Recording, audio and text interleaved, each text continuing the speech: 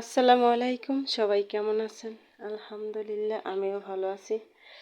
তো আজকে আমাকে বাসায় মেহমান আইব। তো কি কি রান্না করলাম আপনাদের সাথে শেয়ার করব। তো সবাই দেখতে থাকেন।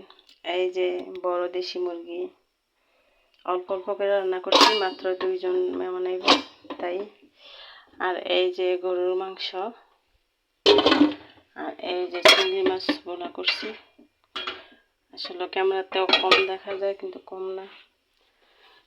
আর এই যে পোলাও বসাইছি। তো আসলে আমি পুরাটা রান্না দেখাইতে পারি নাই, কারণ তাড়াহুড়া করে রান্না করছি। সব কিছু রান্না শেষ, এই যে একবার লাস্ট পোলাও বসাইলাম আর কি।